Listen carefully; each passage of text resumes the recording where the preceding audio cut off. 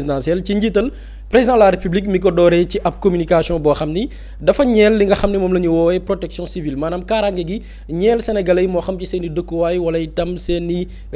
gox ya nga xamante ni fa la ñuy yeewoo moom njiital réew mi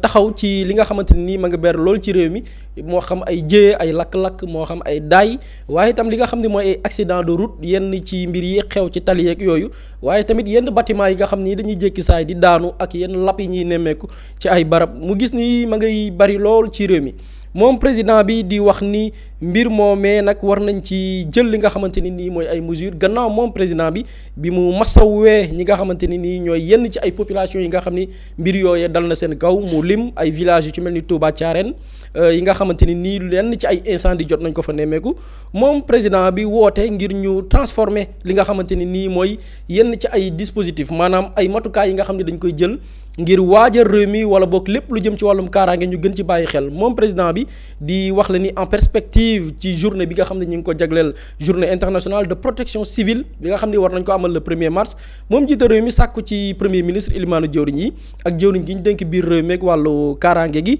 ñu jël ay matukaay yoo xamante ni nii dina tax ñu valider li ñuy woowee stratégie nationale de protection civile et de gestion et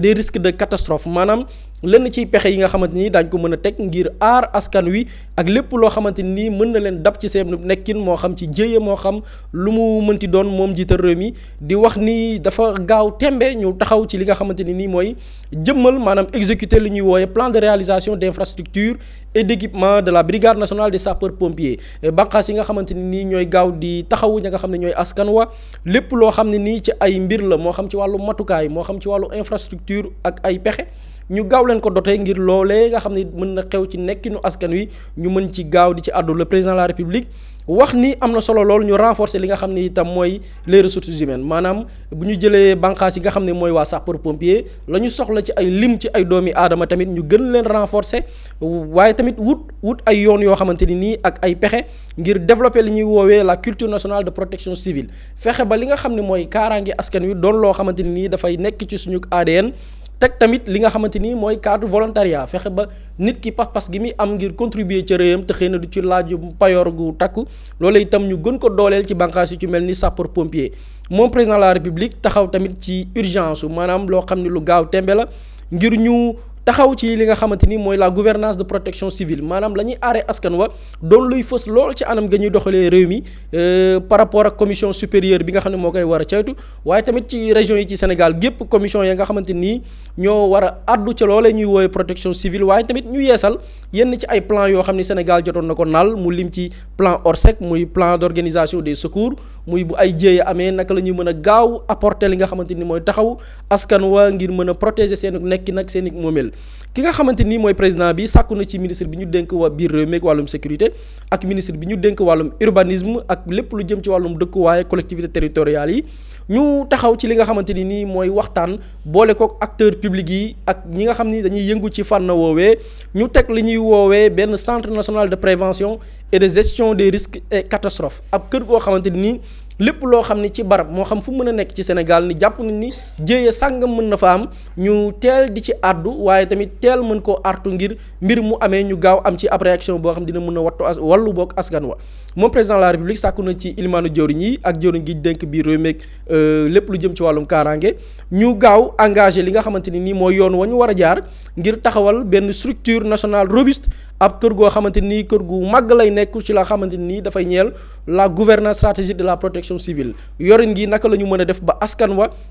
moo xam doomi aadama yi moo xam seeni moomeel ñu mën di ko aar waaye tamit fexe ba lépp lu jëm ci wàllu ressources humaines la ñuy soxla ci xam-xam ak doomi aadama loolee lépp ñu gaaw ci taxaw ak mboolem la mu laaj ci ay moyens gouvernement bi taxaw ci ngir askan wa mën a nekk ci nekkit gu mucc ayib moom président de la république taxaw na aussi ci li nga xam ne moom la ñuy woowee amélioration durable de la mobilité urbaine et interurbaine fexe ba dem beeg dikk bi gën a mucc ayib moom président de la république dellu fàttali gouvernement bi li nga xamante ni nii mooy dem beeg dikk beeg wàllu kaaraange dafa am solo lool ci li nga xamante ni nii mooy projet ñoom bi ñu naal ngir Sénégal gu moom boppam Sénégal gi tegu ci jub waaye Sénégal goo xamante nii dukkub naataange lay nekk parce que jàpp na ni dem beeg dikk bi bu muccee ayib dina mën a accélérer li nga xamante ni nii mooy seen i mbëbët ngir la nga xam ni mooy koom-koom gi nees lañ ko mën a suqalee loolee am ci pàcc gu am solo goo xamante ni dina ko ci jouer moom président de la république insisté bu baax ci li nga xamante ni mooy ñu encadrer li nga xam ne mooy dem ak dikk bi ñeel oto yi waaye tamit li nga xamante ni mooy wàllum sécurité routière kaaraange gi ci kaw tali yi loolee ñu gën ci bàyyi xel moom président de la république sàkku ci gouvernement bi ñu teg ay mesures yenn ci ay dogal yoo xamante nii dina mën a tax li nga xam ne mooy mobilité urbaine dem ak dikk bi doon lu mucc ayib waaye ñeel nag ci yenn dëkk yi nga xamante nii la fa nekk ci lim doomu aadama bari na lool ñu jël exemple dëkk bi nga xam ne mooy Dakar ak yeneen ci ay dëkk yi nga xamante ni nii bu ñu xoolee la ñuy jëlee ca yoon ya lañ koy dippee ay yoon accidentogène dëkk yoo xamante ni nii wala yoon yoo xam ne lañ fay nemmeeku ci ay accident bari na lool président àdduna ci ngir ñu gën ci bàyyi xel moom président de la république dellu di fàttali ni li nga xamante ni nii mooy diversification des modes de transport des personnes aussi tamit lu ñu war a bàyyi xel la maanaam yoon yi nit ñi di jaar ngir mën a dem ak dikk mu am wuute ci par rapport ak oto yi ak yeneen moyens de transport yoo xam ni dina mën a tax li nga xamante ni nii mooy dem ak dikk bi mën a mucc ayib président de la république wax tamit ci li nga xam ne mooy saxaar yi dem ak dikk bi ci moyens de transport yi nga xam ne mooy raay yeeg ñu gën ci bàyyi xel ngir li nga xam ne mooy transport public doon lu mucc ayib fii ci Sénégal moom président de la république sàkku ci jëwriñ gi ñu dénk dem ak dikk bi moo xam ci suuf seeg jaww ji mu amal ay waxtaan boole ceeg mboolem acteurs yi nga xam ne ñu ngi yëngu ci wàllu transport ngir ñu redéfinir li nga xam ne mooy les priorités li nga xam ne dafa gaaw tembe te ñu war ci jël ay matukaay ñu taxaw ci ngir ñu am transport public bu mucc ayib la nga xamante ni mooy wàllum complémentarité mën a am ci entre les moyens de transport yi nga xam ne am na ci réew mi waaye tamit fexe li ñuy woowe maillage national fexe ba mbir ma kat du yam ca benn dëkk waaye mu doon luy wër Sénégal wërgal këpp ngir la nga xam ne mooy dem ak dikk bi mën a am solo waaye tamit mu am impact par rapport ak population bi war a poog clients yi ci tarif bi maanaam njëg ya ñuy fay ngir mën a dem ak dikk moom président de la république wax na tamit ci li nga xamante ni ñooy transporteurs privés yi ñi nga xam ne ay kër la ñu yor moo xam ay association wala tënku ci ay mbootaay moom mu sàkku ci li nga xamante ni mooy gouvernement ngi amal lu ñuy wooyee ay réflexion inclusive waxtaan yoo xam ne dafay boole ñëpp du am beddi ngir ñu taxaw ci la nga xamante ni nii mooy wàllu mobilité des personnes et des biens li nga xam ne mooy dem ak dikk doomi aadama yi ak seen i moomeel loolee ñu gën ci bàyyi xel moom président de la république sàkku ci jëriñ bi ñu dénk dem ak dikk bi ci suuf seeg jaww ji mu amal la nga xamante ni mooy wàllum dialogue social ak acteurs yi ngànk la nga xamante ni mooy secteur bi balaa mois de mai atum 2026 bii ñu nekk ngir ñu teg benn pexe boo xamante nii dafay boole doomi aadama yépp moo xam acteurs yi moo xam transporteurs yi ak clients yi ngir la nga xam ne mooy mobilité interurbaine ak wàllu urbaine loolee lépp ñu gën ci taxaw ngir intérêt yi askan wi moom président de la république taxaw na tamit ci li nga xamante ni mooy valorisation du patrimoine historique national yenn ci ay barab yi nga xamante ni nii dafay fësal suñuy aara dafay fësal suñuy moomeel ñu gën ci bàyyi xel moom président gis ni Sénégal am na patrimoine national matériel et immatériel bu jégg dayoo li nga xamante ni nii buñ ko valoriser war na contribuer maanaam am njeexital ci li nga xamante ni nii mooy suqalik suñu koom waaye tamit li nga xam ne mooy suñu caada ñu gën koo mën a jaay bu ñu jëlee sur le plan international maanaam bitim réew moom président bi sàkku ñu yeesal li nga xamante ni nii mooy ab la nga xamante ni nii mooy suñuy bien matériel ak immatériel lenn li nga xamante ni nii moo xam lu ñu mën a laal la ay bien wala loo xamante ni ci wàllum taarix la muy diggante ak nettali diggante làmmiñ ak nopp loolee lépp ñu gën ci bàyyi xel balaa njeexitalu atum 2026 bii ñu taxaw ci dajale lépp loo xam ne Sénégal am na ko ci ay bien ñu taxawal ko mu nekk benn patrimoine historique boo xamante ni nii daañ ko jëmmal à travers benn forum boo xamante ni ab forum international lay nekk dañ koy jagleel li nga xam ne mooy patrimoine historique du Sénégal ci njeexitalu atum 2026 bi maanaam décembre 2026 moom président de la république sàkku ci gouvernement bi ñu gaaw taxawal ay pexe ay stratégie ngir li nga xamante ni nii mooy élargissement maanaam fexe ba lépp luy patrimoine wala ay site ay barab yoo xamante nii dafay fësal taarixu Sénégal wala suñuy moomeel mu doon luy law ci Sénégal gépp waaye tamit ñu classé ko wala d'abord yenn ci ay barab yi nga xam dañ ko classé patrimoine mondial l'UNESCO ñu gën ci bàyyi xel boole ci experts yi ñu seen xam-xam màcc ci wàll wi waaye tamit fexe ba li nga xamante ni nii mooy wàllum recherche nécessaire ci wàllum gëstoog loo xamante nii dafay tax Sénégal am benn patrimoine historique bu solide loolee ñu gën ci bàyyi xel beneen i bataaxal bi nga xamante ni tukkee na itam ci élimaanu jëwriñ yi moom it def na ab communication bi nga xam ne mi ngi ko accentuer ci wàllu logement social maanaam dëkkuwaay bi mën a yegg ci bépp sénégalais ci njëg boo xamante ni dafay yemb moom président wala bokk le premier ministre élimaanu jëwriñ yi Ousmane Sonko ñëw na ci li nga xamante ni nii mooy jëmmal agenda national de transformation Sénégal 2050 bi nga xam ne dafa ni logement social daf ci am pàcc bu am solo boo xamante ni daf ko ci war a jouer moom premier ministre bi wax ni li nga xamante ni nii mooy wàllum logement social war nañ ci gën a ràññeeku li nga xamante ni mooy wàllum compétitivité ci wàllum économie li nga xamante ni nii dafay garantir bépp sénégalais mën a am dëkkuwaay bu mucc ayib méngoog la nga xamante ni mooy amam ci wàllum koom mu gis ni loolu itam dafa war a nekk loo xam ne dafay law maanaam moom ay pôle wala boog région bu ci nekk selon la nga xam ni mooy say baax mu mën a am benn aménagement boo xam ni dafay méngoog dëkkuwaay wa moom premier ministre taxaw na dafa seetlu ci li nga xamante ni mooy wàllum logement dëkkuwaay ni mu amee benn déficit maanaam lañ cay xaar ci résultat mu néew lool mu gis ni tamit am na lu ñuy woowee déséquilibre structurel li nga xamante ni nii mooy ñàkk tolloole diggante li nga xamante ni nii mooy la demande laskan woo soxla ci wàllum dëkkuwaay ak li nga xam ne mooy l'offre maanaam la disponible ci ay dëkkuwaay yoo xam ne dina méngoog seeni am-am mu gis ni itam premier ministre dafa am lu ñuy woowee inégalité d'accès au logement et aux services urbains dafa am gam-gamle wala boog xàjj ak seen boog ci terme bu baax bi ci li nga xamante ni nii mooy accès ci wàllum suuf nit ñi nañuy amee suuf wala bu ñu demee ci ay service di lijjanti lépp lu jëm ci wàllum këyit ñeel wàllum dëkkuwaay dafa gis ne dafa am ñàkk tolloole goo xamante ni nii loolee lu ñu war a saafara la mu sàkku ci ñu définir maanaam taxawal la ñu woowee ay pexe yoo xamante ni dafay jëm ñu mën ko dippee boog stratégie nationale du logement pexe yoo xam ne wàllum dëkkuwaay naka lañ koy mën a jëmmalee fii ci réew mi jaar ci sécurisation foncière fexe ba li nga xam ne mooy suuf ñu mën ko ñàkk suufu Sénégal waaye tamit fexe ba li nga xamante ni nii mooy wàllum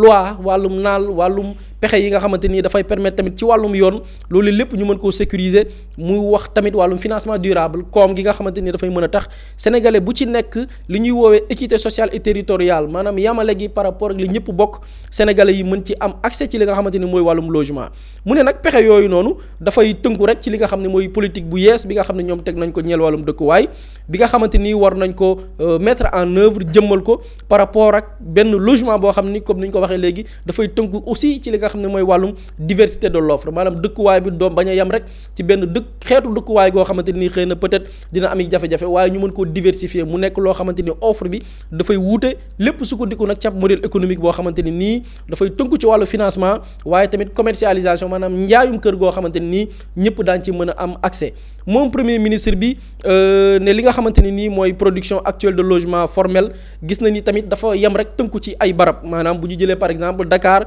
ak fi nga xamante ni mooy Thiès mu ne loolu tamit di jur li ñuy woowee contrainte structurelle maanaam ay jafe-jafe ñeel la nga xamante ni nii mooy wàllum accès foncier waaye tamit la nga xamante ni nii mooy askan wi fépp fa ñu nekk mën a am dëkkuwaay gu mucc ayib ñëw na tamit ci li nga xam ne mooy fexe loolu noonu nga xam ne bëgg nañ ko amal dafay laaj tamit li nga xam ne nii mooy wàllum secteur privé les promoteurs privés ñu gën leen dooleel gën a waxtaan ak ñoom waaye tamit les coopératives mbootaay yi nga xamante nii dañuy wutum suuf waaye tamit les opérateurs publics kër yi nga xamante nii dañuy yëngu ci wàll wi te tënku ci li nga xamante ni mooy bànqaasu état yi loolu tamit ñu gën leen dooleel fexe ba li nga xam ni mooy yenn ci ay jafe-jafe ci wàllu dajale li nga xam ne mooy koom loolee ñu gën ci bàyyi xel accompagnement bi tamit ñu gën ci bàyyi xel waaye tamit fexe ba li nga xamante ni nii mooy prise en charge des acteurs du secteur informel ñi nga xam ni tamit ñi ngi yëngu ci wàllu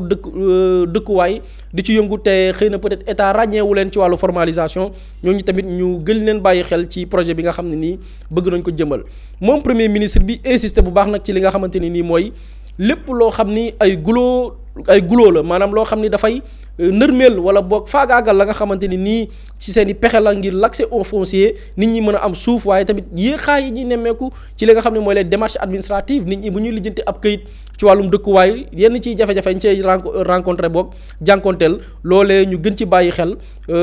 ngir askan wi mën a am dëkkuwaay yu mucc ayib mu annoncé moom premier ministre bi ay réformes yoo xamante ni daañ ko amal par rapport ak le projet bi ñuy dippee les cités de la transformation moom Elimane Dior ñi sàkku na ci ministre bi nga xam ne moom la ñu dénk wàllu urbanisme wàllu collectivité territoriale ak aménagement du territoire mu élaborer maanaam tëgg li nga xamante ni moom la ñuy woowee schéma d'aménagement et de l'urbanisme du Grand Dakar ñu gën ko xam ci SODAC accélérer tamit ci li nga xamante ni nii moom la ñuy woowee élaboration du plan d'aménagement intégré de la zone couvrant la nouvelle ville de Thiès la ZAC de Thiès et le pôle urbain de Daga Kholpa loolu barab yooyu tamit ñu gën ci bàyyi xel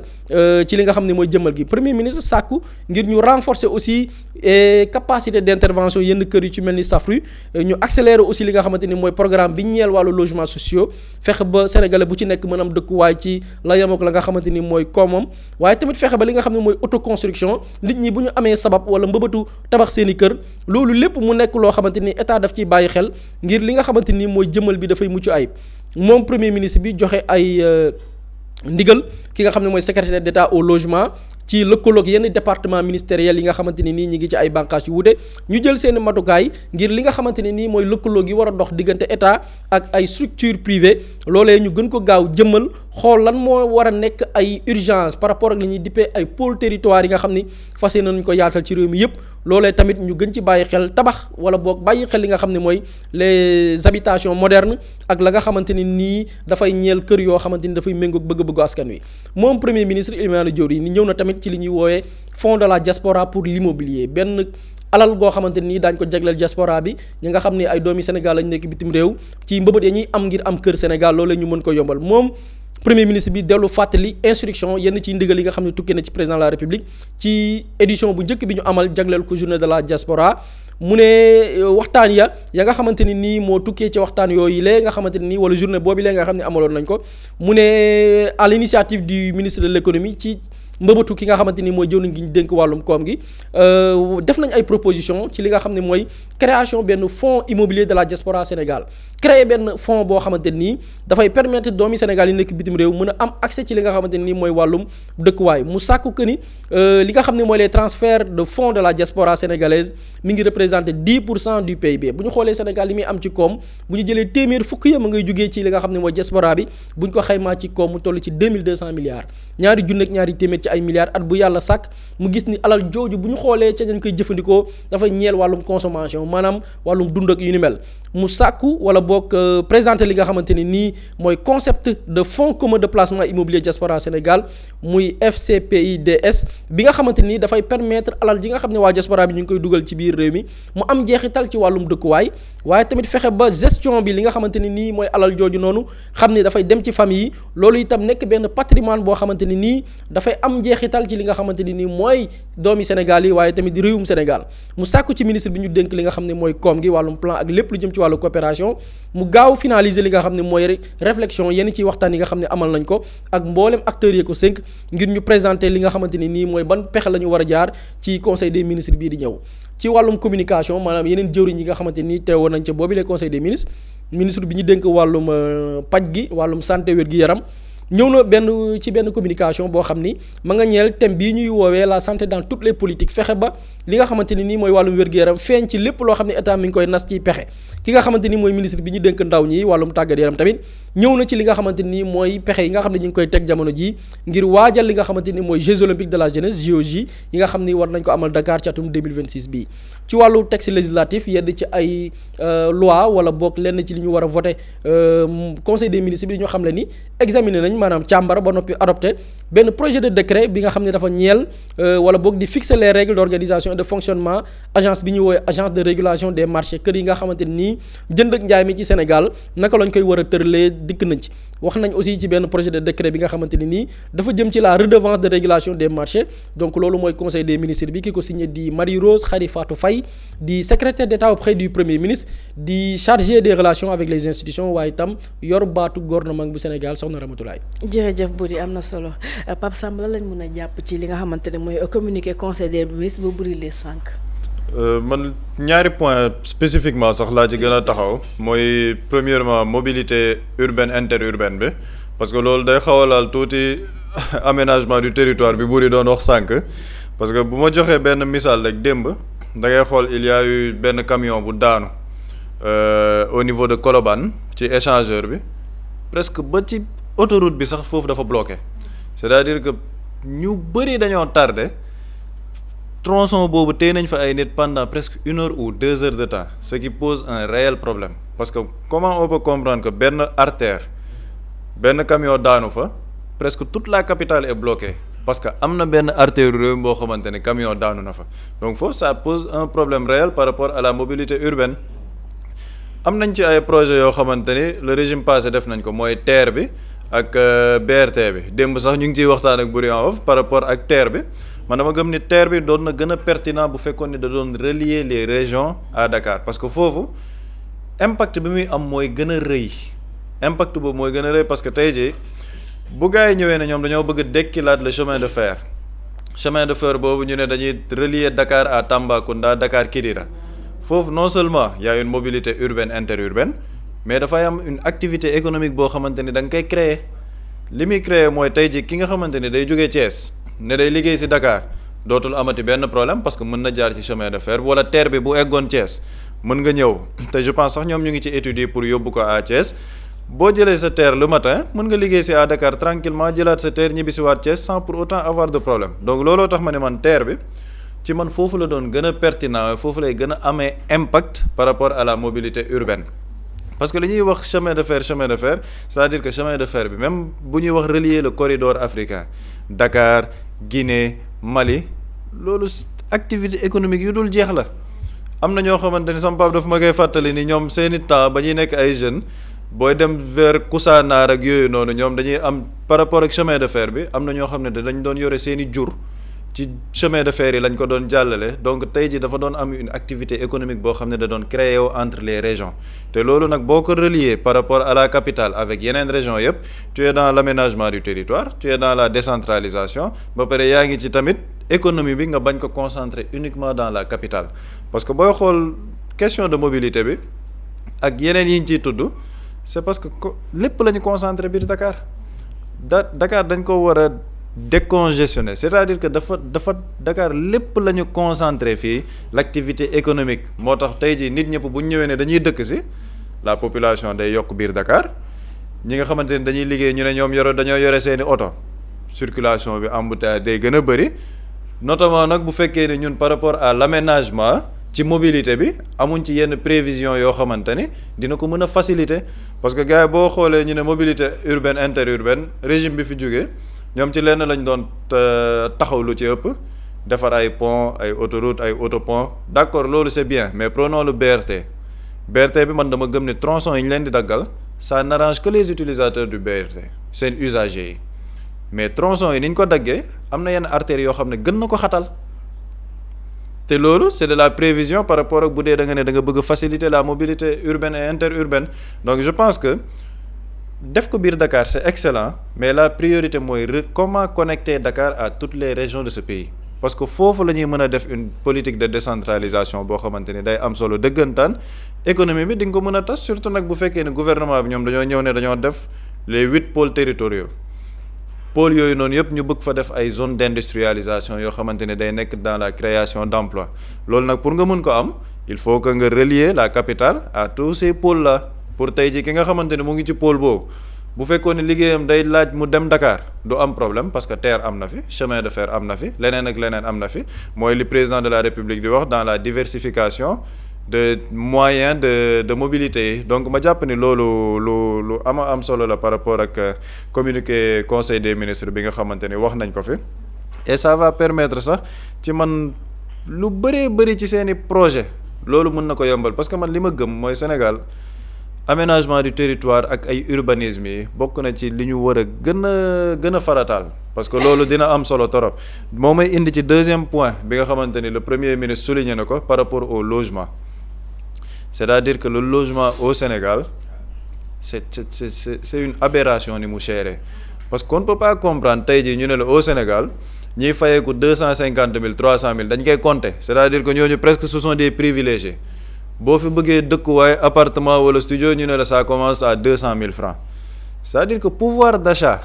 permettre loolu ba pare les bailleurs ñi ci ëpp dañuy def loo xamante ne ce n'est pas légal ils te demandent 3 mois à l'entrée te légalement 2 mois lañ la laaj de caution donc foofu politique de suivi aussi état mu ngi ci mais par rapport au loyer c'est-à-dire que dañoo war a dem peut-être vers des concertations wala ñu xool lu ñuy def parce que des Sénégalais xam nga te képp koo xamante ne yaa ngi juddoo ci kër wala nu mu demee noonu am nga foo bëgg sa dëkkuwaayu bopp mais bu dee pour louer dafa cher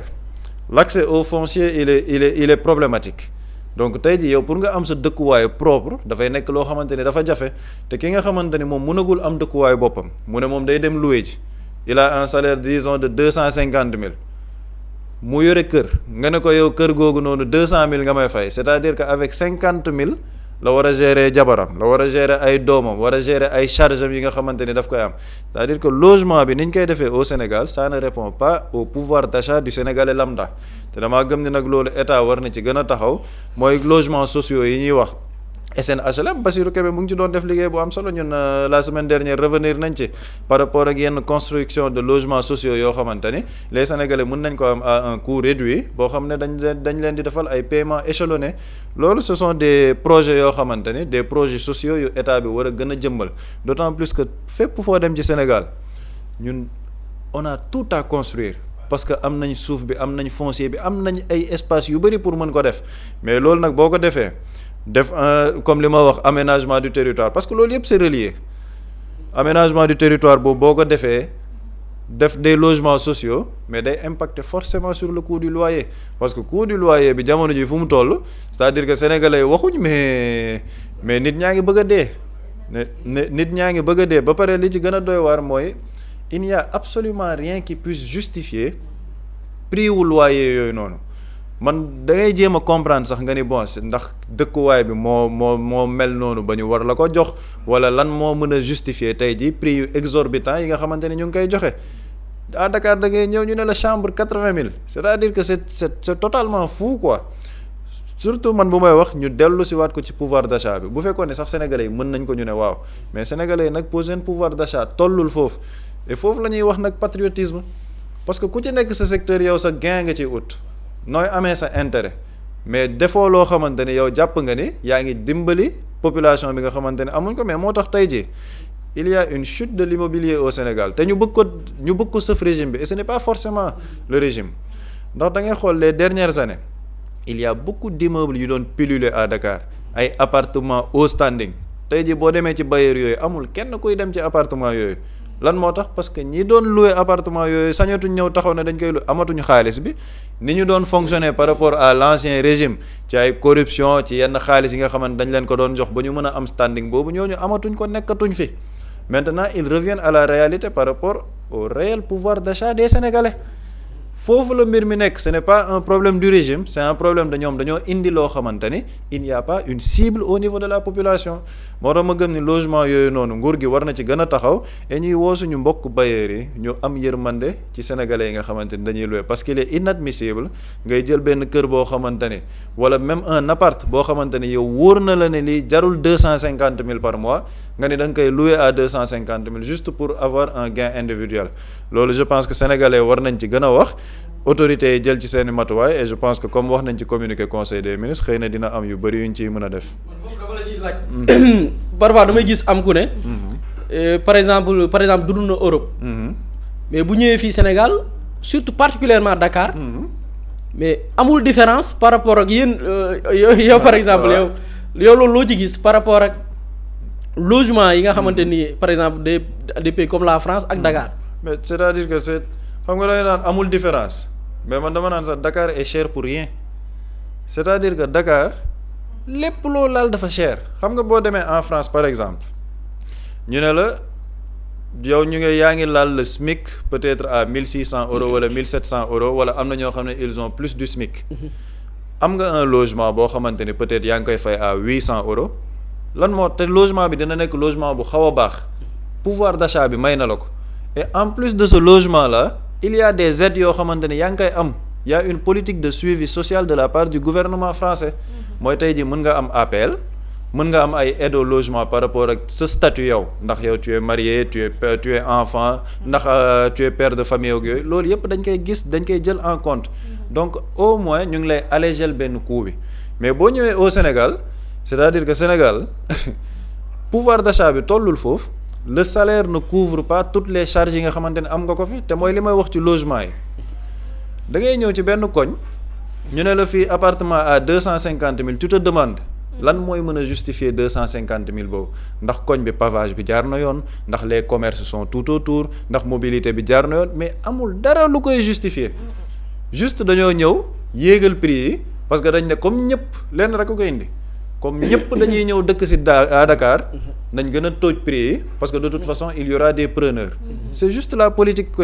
bi ñuy def mais par rapport ak pouvoir d'achat bi ça n'a absolument rien à voir te mooy li ngay wax par rapport à la France mais da ngay gis ay vacanciers yu bëri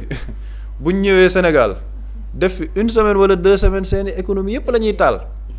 non seulement logement bi ñu nekk di waxtaanee mais le coût de la vie à Dakar le coût de la vie man xëy na looloo tax sax ñameegu ma takk jabar mais da ngay xool même coût de la vie bi par rapport ak ndugg yi mais tu vas à un resto à Dakar c'est-à-dire que ñu jox la benn prix bu exorbitant boo xam ne dara du ko justifier da ngay bëgg jël benn mojito benn jus la bu ñu samp benn limon ñu ne la 7000 francs wala 8000 francs mais parce que lan la cadre bi lan lay jaay mais loolu on est en train de sucer le sang des Sénégalais te loolu nag ci man dara mënu ko justifier lu dul dañoo bëgg yëkkati prix yi parce que ñëpp ñu ngi biir Dakar foofu la ñëpp di dajaloo mais à un moment donné il faut que les Sénégalais en parlent parce que xëy na ñi tukki am nañ ci expérience boobu mais il y a absolument rien qui justifie cherté bi Dakar cher surtout par rapport au logement man dama ciy insister logement bi prix bi ñu koy joxee Dakar dara mënu ko justifier il y a absolument rien te li ci gën a doy waar sax am na ñoo xam ne dañuy louer mais bailleur bi ci boppam du respecter sax li nga xamante ne daf koy am ak les locataires donc c'est tout un problème boo xam ne ci man état moom mooy le dernier rempart nag par rapport à ça toog wax ak les personnes de ce secteur là pour protéger la population sénégalaise pour que tey jii képp koo xamante ne bëgg nga louer ce pouvoir d'achat permettre la ko te jàpp naa ni foofu lañ toll actuellement ci réew mi et xëy na autorités yi dinañ ci jël ay dogal. c'est vrai en tout cas daal la vie à Dakar moom c'est trop cher c'est excessivement cher sax laa mun a wax bu dañuy des ba tey ci conseil des ministres mais bi pa diaspora bi laa bëgg nga dikkaatut parce que nga xamante ne mooy Elimane Diorim jël na ci ay dogal maanaam dafa bëgg indi ay réformes de restructuration yi nga xamante ni day dimbali wala ñi nga xamante ne ñooy ñu nekk bitim réew par rapport ak ut immobilier fii ci biir Sénégal vu que ñoom ils investissent plus au Sénégal lu ñuy envoyé Sénégal dafa bëri comme koppar. Effectivement et je pense que état bi a bien eu l'idée encadré parce que déjà le cas de la diaspora sénégalais yi nekk bitim réew mais c'est 10 sénégalais yi nekk bitim réew koo ci jël ku ci nga xam ne am na benn situation bi am na koom gi ngir am des projets tabax fii Sénégal fukk yoo ci jël juróom-ñett yëpp dañ leen mës a arnaqué déjà loolu c'est un cas boo defee benn diagnostic par rapport ak le cas des sénégalais de la diaspora c'est-à-dire que c'est des personnes yoo xam ni koo ci gis mës na am wala rare wala boog une grande partie mës na am projet ici au Sénégal ñu arnaqué ko waa genre Mousla Imo yi nag ñoom dañuy ñëw jox la des solutions quoi avec xel mu dal nga gis ni kon y a un réel problème état def diagnostic gis ni def ab seetlu pourtant diaspora bi li ñuy dugal ak a bari ci koom pourtant ñi ngi leen di nax même bu fekkee dans le communiqué on parle de même 10% des pays du PIB yi mbir lu ci bari consommation la mais dans la consommation nañu tenir en compte bi aspect immobilier bi ci la bokk c'est-à-dire que boo estimer ñi nekk dans la diaspora am projet tabax fii moo xam seen kër la ñuy tabax wala seen projet personnel ñoom boo ko jëlee ci consommation bi mais am na ci part bu am solo mais lan moo nekk di am souvent ce sont des victimes. Pourquoi? Parce que da ngay toog fële parfois sa mbokk moo lay teg dil parfois benn service moo lay teg dil léegi état moom ban pexe la ci am état am na possibilité encadrer c'est-à-dire que ces fonds là état bu dee dajale ay fonds état am na kër goo xamante nii mën nañ fa consigner yenn somme yi bu dee ci wàllum tabax état am na ay kër yoo xam ne ci tabax la ñuy yëngu maintenant état naka la mën a créer ce cadre tey am na ci ay këru état yoo xam ne fii yu crédible la nit dina fa jënd kër am titre foncier individuel am ñu defal ko aktam mu am titre tabax dëkk am na fii y a des sénégalais yoo xamante ni kër yi ñu am ci ay structure étatique lañ ko jëlee kon c'est-à-dire que avec état di nga am au moins benn sécurité par rapport ak sa investissement maintenant nag loolu fi muy jaar mooy avec ce fonds bi ñuy wax tey bu la leeree ni man bu ma jëflanteeg état soxla terrain këru état sàngam moo fa demee dinaa am sama titre te du ma ci am benn souci kenn du ma nax état dina mën a capter ces fonds là mais aussi assurer sénégalais yooyu noonu li nga xamante ni mooy seen investissement parce que li ci état di perte bàyyi sénégalais yi noonu nit ñi mën nañ décourager da ngay gis ko la ne man Sénégal dootuma fi investir dara parce que nax nañ ko benn yoon naxaat ko benn yoon naxaate ko kooku pare na ci kooku day la muy dundee da koy jël benn le premier ministre demee au niveau de la diaspora souligné na ko ñu ci bari am nañ seen xaalis muy nelaw foofu ci ay compte bancaire en Europe te ñi ci bari ñàkk pexe la bu ñu amoon des possibilités investir ko fii lañ koy injecter parce que ñun la diaspora sénégalaise bokkul ak yeneen diaspora yi y a d'autres diaspora d'autres pays mën na nekk en Afrique ak d'autres pays ñooñu dañuy liggéey pour seen bopp mais ñun la différence avec notre diaspora mooy dañuy liggéey pour fii ku ci nekk bëgg nga boo demee ak diir sax nga am loo sagoo sa njaboot ku ci nekk boo demee ak diir yaa ngi ñaan yàlla ñu ne la lan nga def ca dëkk ba moo xam dëkkuwaay la moo xam investissement la mais ñu ci bari découragé nañ toog jàpp seen jàmbur ba xool bay xaar nag situation fi mu mujj loolu nag alal la juy nelaw bu état war a capter moo waral fonds bi nga xamante ni mooy fonds de la diaspora espérons que li nga xam ne mooy wàllu accompagnement bi surtout les procédures dinañ ko yombal parce que problème bi yëpp nag foofu lay nekk le premier ministre boo xoolee même dans sa communication ci aspect bi mu jagleel logements sociaux yi fii li mu gën a insister mooy disparité bi am wala boog ñàkk a tolloole par rapport ak les procédures que ce soit procédure administrative mais aussi procédures yi nga xamante ni dafa ñeel yeneen yi nga xamante ni nit ñi par rapport au foncier dafa am disparité dafa am xaaj ak seen te loolu lépp ay nit a koy def c'est des agents ñu fexe ba loolu lépp bu ñu koy jëmmal la procédure nekk loo xam ne dafay facile nit ki du soxla sax xëy na peut-être di déplacer wu jugee au niveau de la diaspora moo xam dëkk bu mu mën a nekk pour ñëw fii Sénégal régler ko avec la digitalisation nit mën na toog am na compte bancaire am mën na def des paiements en ligne mu def sa réservation et puis état gère ko état am lu mu ci am kooku am lu mu ci am parce que alal la c'est une manne financière boo xamante ni état mën na ko capter pour man lépp encadrement la mais aussi li ci des muy les procédures mu nekk lu woyof loo xamante ni nii dina mën a tax li nga xam ne état moom la ciy mbëbët mu mun a am richesse bi lay nekk fii lay jugee feneen tamit loolu lépp mu nekk lu ñuy encadrer vraiment pour njëriñu Sénégal. surtout ça jërëjëf Boury Mouhamadou Moustapha Fall nee na dibit sax léegi ak mayga sax dafa cher. voilà non dëkk bi moom ñun Sénégal dafa yéeme de. parfois yow boo analyser mën nga poser la question nit ñi naka la ñuy def pour survivre.